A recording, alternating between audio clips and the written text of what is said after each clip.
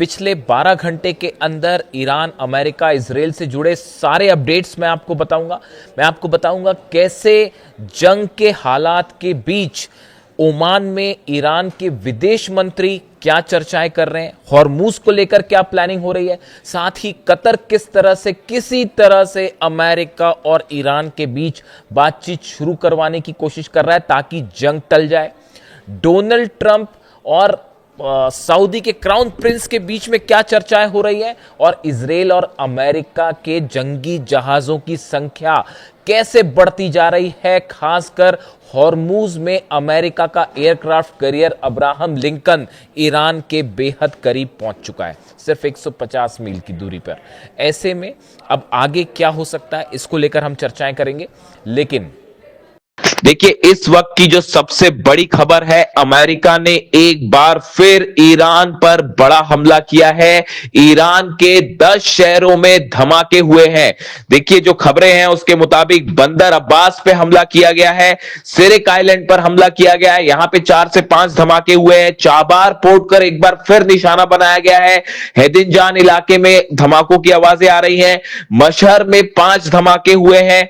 अब्दान इलाके में कई धमाकों की खबरें हैं, और बुशहर में एक बार फिर 10 से ज्यादा ठिकानों पर मिसाइल और फाइटर जेट से हमले किए गए हैं। बुशहर में यह बड़ा हमला है। इसके अलावा कोनार्क जो है उसको भी एक बार फिर निशाना बनाया गया है। यानी करीब 10 शहरों में हमले किए गए हैं अमेरिका की तरफ से। और गौर करने वाली बात यह है कि ये हमले बहरीन से किए गए हैं। बहरीन में अमेरिका के जो बेस है वहां से मिसाइल्स दागी गई है, वहां से फाइटर जेट्स ने टेक ऑफ किया है। इस तरह की शुरुआती खबरें हैं। देखिए, हालात इस समय यह है कि एक बार फिर ईरान और अमेरिका के बीच जबरदस्त जंग छिड़ चुकी है। और जो खबरें थी उसके मुताबिक बीती रात हॉर्मूज में साइप्रस के एक जहाज को ईरान ने निशाना बनाया, आईआरजीसी ने निशाना बनाया। ईरान का कहना था कि यह साइप्रस का फ्लैग वाला जो जहाज था ये गलत तरीके से हॉर्मूज पार करने की कोशिश कर रहा था। जो रास्ता ईरान ने बताया है, आईआरजीसी ने बताया है, उसको बाईपास करते हुए एक बार फिर ओमान के करीब से ये जहाज ने हॉर्मूज को पार करने की कोशिश की, जिसकी मनाही कर रखी है ईरान ने। जिसका नतीजा ये हुआ कि आईआरजीसी ने इसके ऊपर मिसाइल अटैक किए और ये जहाज धू धू कर जलने लगा। इस पर कई क्रू भी मौजूद है जिनके रेस्क्यू का काम इस समय जारी है। तो देखिए, जैसे ही ये साइप्रस के जहाज पर हमले की खबरें आई, उसके बाद अमेरिका ने एक बार फिर जो है ईरान को निशाना बनाया, ईरान पर हमले शुरू कर दिए। अब जो खबरें इस वक्त आ रही हैं उसके मुताबिक ईरान ने जबरदस्त पलटवार भी शुरू कर दिया है और बहरीन को निशाना साधते हुए कई मिसाइल्स लॉन्च कर दी गई हैं। ये लेटेस्ट खबरें आ रही हैं, ईरान ने पलटवार शुरू कर दिया है। देखिए, कल जिस तरह से ईरान के सुप्रीम लीडर मुस्तफा खामनेई का संदेश आया सामने, उसने पूरी दुनिया में सनसनी फैला दी। मुस्तफा खामनेई ने ऐलान कर दिया है कि अली खामनेई साहब की शहादत का बदला लिया जाएगा।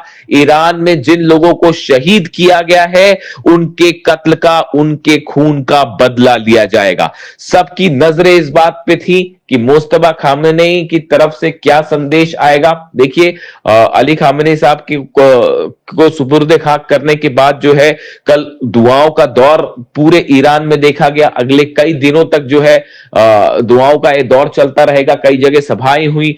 इसी बीच जो है मुस्तफा खामनेई साहब का बयान सामने आया जिसमें उन्होंने कई बड़ी बातें कही। देखिए, उन्होंने जो पहली बड़ी बात कही वो बड़ी बात ये थी कि अली खामनेई साहब ने जो रास्ता दिखाया है उसी रास्ते पर अब ईरान आगे बढ़ेगा।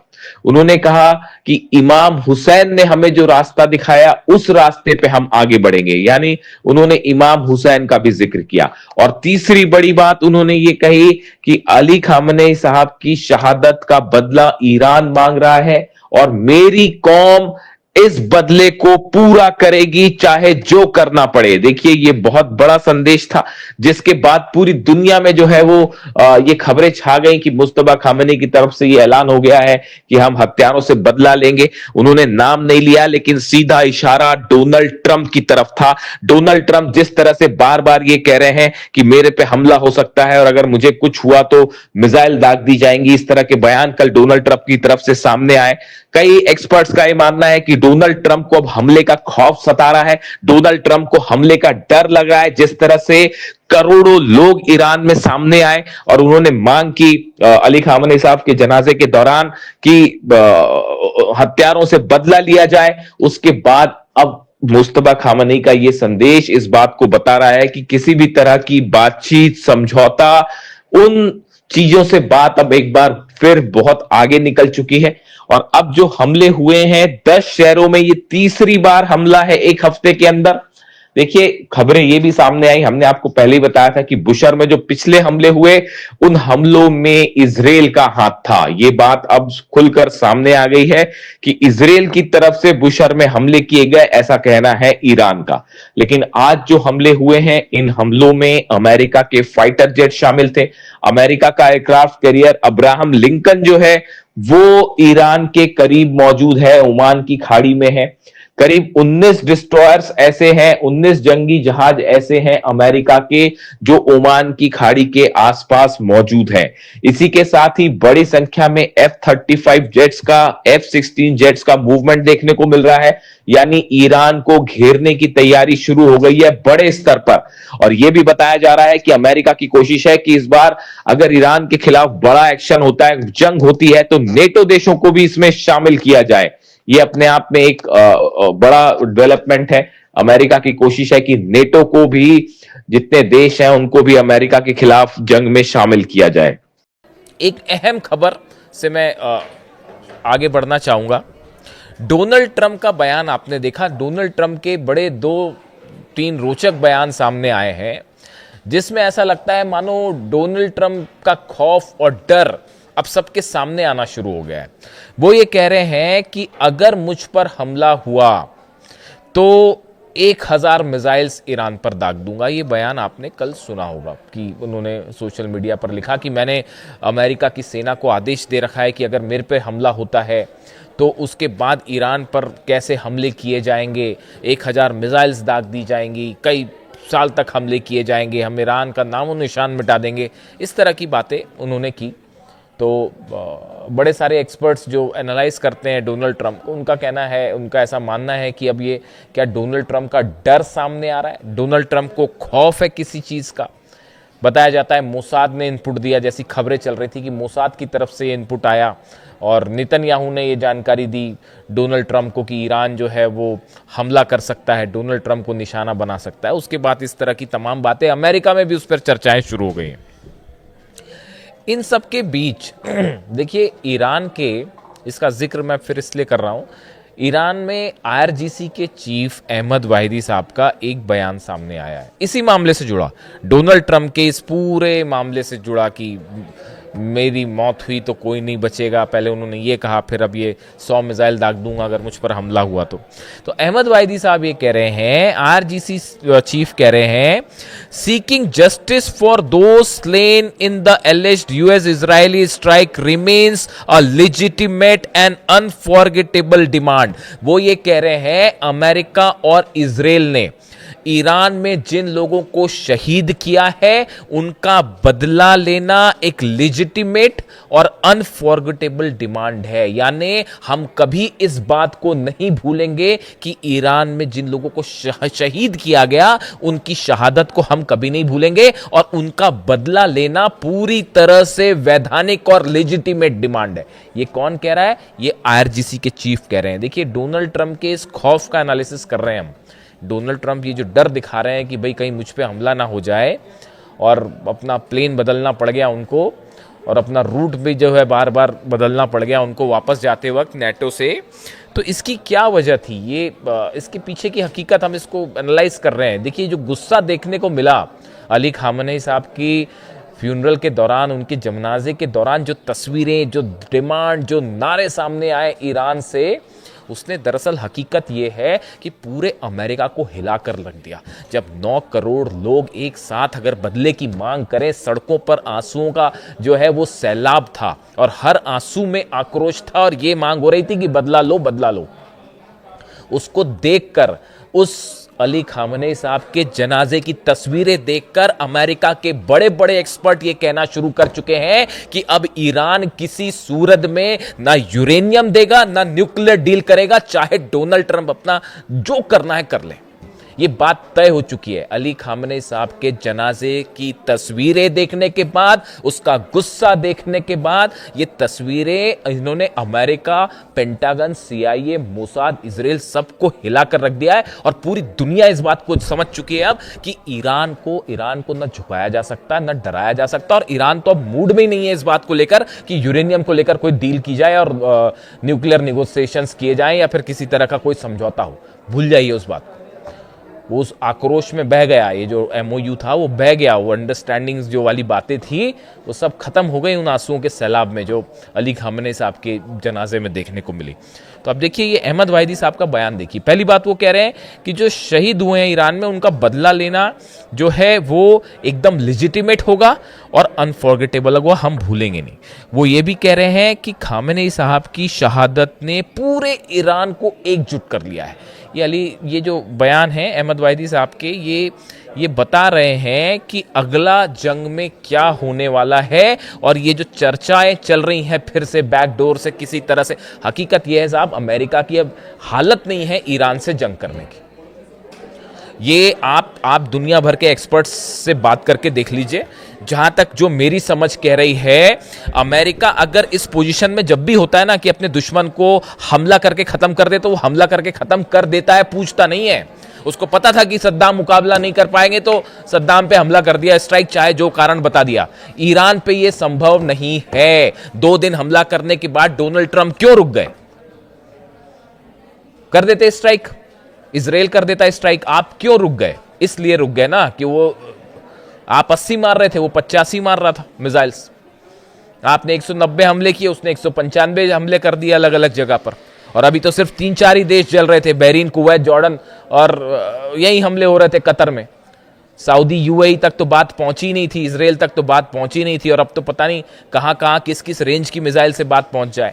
तो देखिए यही बात कह रहे हैं अहमद वाहिदी साहब, कह रहे हैं कि अली खामनेई साहब की शहादत ने पूरे ईरान को एकजुट कर दिया है और आक्रोश से भर दिया है और हर कोई उनके खून का बदला चाहता है। ये IRGC के चीफ कह रहे हैं, ईरान की सेना IRGC के चीफ जो है उनके शब्द हैं, जिन्होंने खामनेई साहब पर हमला करवाया है या हमला किया, उन सब से बदला लिया जाएगा। वो ये कह रहे हैं किसी भी कीमत पर हम उन्हें माफ नहीं करेंगे। जो अली खामनेई साहब के असैसिनेशन में शामिल थे, उनकी शहादत की प्लानिंग में, उन पर हमला करने की प्लानिंग में शामिल थे, उनसे बदला लिया जाएगा।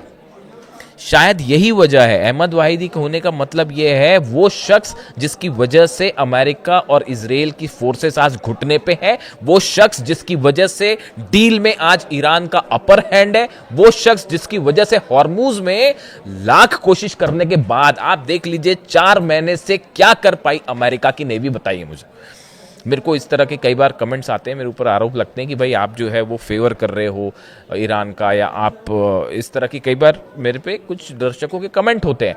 आप बता दीजिए दुनिया की सबसे बड़ी नेवी फोर्स हॉर्मुज में क्या कर पाई, बताइए। एक अकेला देश है ईरान, सब अगेंस्ट, पूरे अरब देश अगेंस्ट खड़े हैं, इजराइल अगेंस्ट खड़ा है, अमेरिका जो है वो इतनी बड़ी फोर्स लेके, आप 2-2 एयरक्राफ्ट कैरियर लेके आए, एक जल के चला गया ना साहब वापस।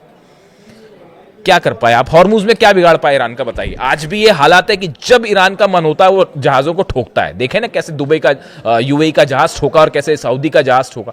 तो आप ये बताइए कि क्या कर पाए आप हॉर्मुज में? अरे आप हॉर्मुज में कुछ नहीं कर पाए, तेहरान में अंदर घुस के ईरान पे क्या बम्बार्डमेंट करोगे? बच्चा भी जानता है साहब, जो डिफेंस एक्सपर्ट होता है ना, बच्चा भी जानता है कि एयर स्ट्राइक्स करके किसी को आप नहीं हरा सकते। छोटे छोटे बच्चे भी डिफेंस के जो पढ़ाई करते हैं वो भी इस बात को समझते हैं एयर स्ट्राइक से कुछ नहीं, आपको बूट्स ऑन द ग्राउंड रखना पड़ेगा, आपको जमीन में घुस के अंदर ईरान पर स्ट्राइक करनी पड़ेगी, जिसके लिए डोनाल्ड ट्रंप तैयार नहीं है। अमेरिकन एक्सपर्ट्स ने बता रखा है कि अगर आप एक्शन करते हैं, ग्राउंड एक्शन करते हैं ईरान में, तो उसमें कैजुअलिटी होगी। अगर आप 100 सोल्जर्स भेज रहे हैं तो 35 मारे जाएंगे साहब। इसीलिए बूट्स ऑन द ग्राउंड नहीं हो पा रहा है। अब जो डोनाल्ड ट्रंप कह रहे हैं कि ये जो बार बार इस बात की चर्चाएं हो रही हैं कि भाई अगर मेरे पे हमला होता है, मेरी मौत होती है, तो मैं ऐसा कर दूंगा वैसा कर दूंगा, उसी को लेके अहमद वाहिदी साहब ने इसका जवाब दिया है। कुछ खबरों की तरफ आते हैं। देखिए, ओमान में बड़ी बैठक हुई है, ईरान के विदेश मंत्री ओमान की यात्रा पर हैं, वहाँ पर तमाम चर्चाएं हुई हैं, हॉर्मूज के मैनेजमेंट को लेकर तमाम चर्चाएं हुई हैं। लेकिन देखिए, हॉर्मूज को लेकर जब भी कोई भी प्रस्ताव होता है, ईरान बड़े समय से इस बात को चाह रहा है कि हम ओमान के साथ मिलकर इसको मैनेज करें। लेकिन हुआ क्या, अमेरिका ने ओमान के साथ मिलकर ही अल्टीमेटली वो बाईपास रास्ता बनाने की कोशिश की ईरान की सेना की बिना जानकारी के, और ईरान ने जहाज ठोके। उसका नतीजा ये है कि ये फिर से हमले हुए, 3 दिन जो हमले हुए। ऐसे में ओमान के साथ कोई बातचीत, इन सब बातचीत का बहुत ज़्यादा मायने नहीं है। ये देखिए ऐसे हैं, ये एक सिचुएशनल स्थिति होती है और उसको वो कैसे आगे डेवलप होगी उस पर नतीजा होगा। कतर की तरफ से लगातार कोशिश हो रही है कि किसी तरह से जो है बैक ऑन द ट्रैक हो डिप्लोमेसी, और ईरान और अमेरिका के बीच जंग ना हो। कतर भी इस कोशिश में जुला हुआ है। कतर ने भी अपना डेलीगेशन तेहरान भेज चुका है और वो सबसे मुलाकात हो रही है कि भाई किसी तरह से जंग टाली जाए। कई देश इसमें कोशिश कर रहे हैं। देखिए, इसी बीच एक बेहद अहम खबर यह भी है कि डोनाल्ड ट्रंप ने सऊदी के क्राउन प्रिंस मोहम्मद बिन सलमान से फोन पर बात की और उनसे उन्होंने हॉर्मूज को लेकर, ईरान को लेकर डिटेल में डिस्कशन किया है। अब देखिए हकीकत क्या है, हालात क्या है। मोहम्मद बिन सलमान नहीं चाहते कि ईरान और अमेरिका की फिर से जंग हो। ये बात अब कई सोर्सेस से अलग अलग लेवल पर कंफर्म हो चुकी है। इसकी 2 बड़ी वजह है। मोहम्मद बिन सलमान को ये लग रहा है, पहली बात तो ये लग रहा है कि भाई उनका डिफेंस सिस्टम ऐसा नहीं है कि वो ईरान की खुर्रम शहर, फतेह 2 और बाकी की जो बैलिस्टिक मिसाइल्स हैं उनको रोक पाए। ये बात साफ है। ना थार्ड रोक पाया, ना पेट्रियट रोक पाया। आपने अभी देखा कि क्या हुआ, किस तरह से जो है कुवैत में जो पेट्रियट सिस्टम लगा हुआ था, जो डिफेंस सिस्टम लगा हुआ था, उसके ऊपर मिसाइल गिरी है, खैबर मिसाइल। तो वो कैसे सऊदी कैसे उसको रोक पाएगा। तो पहली बात तो सऊदी इस बात को जान रहा है कि भाई ईरान से उलझने का कोई मतलब नहीं है। वो 40 दिन की जंग में सब साफ हो चुका है कौन किस पर भारी, पहली बात। दूसरी बात, सऊदी को ये लग रहा है कि भाई जो मोहम्मद बिन सलमान का जो बड़ा इकोनॉमिक एजेंडा है 2030 को लेकर, हालांकि वो ऑलरेडी डिले हो चुका है, पोस्टपोन हो चुका है, इतना बड़ा नुकसान हो गया है मिडिल ईस्ट में। तो उनको लगता है कि अगर जंग होती है तो उससे भी बड़ा नुकसान हो जाएगा, ऑयल रुक जाएगा, इन्वेस्टमेंट रुक जाएगा। तो वो एक जो इकोनॉमिक प्लान लेके चल रहे हैं सऊदी का, वो तेल लेने चला जाएगा। तो ऐसे में वो डोनाल्ड ट्रंप के साथ देने को राजी नहीं है। इसी वजह से डोनाल्ड ट्रंप हॉर्मूज में जो दूसरा एक्शन लेना चाह रहे थे वो रोकना पड़ गया, वरना अगर सऊदी मदद करता तो शायद मिलिट्री एक्शन हो गया होता। सऊदी जो है उसके लिए तैयार नहीं है। अब देखिए इसका तोड़ क्या निकाला गया। ये जो आजकल तुर्की और डोनाल्ड ट्रंप में जो खूब दोस्ती चल रही है, जिसकी चर्चाएं हैं तमाम की, यहां तक कि कांग्रेस की मंजूरी नहीं है फिर भी F-35 देने को तैयार है एर्दोगान को और तुर्की को। और तुर्की अब बात क्या कह रहा है कि भाई देखिए ये डील इसलिए नहीं हो सकती, पिछली बार नहीं हुई थी, आपको पता ही होगा, हिस्ट्री सब जगह है ही। S-400 सिस्टम रूस से खरीद रखा है तुर्की ने।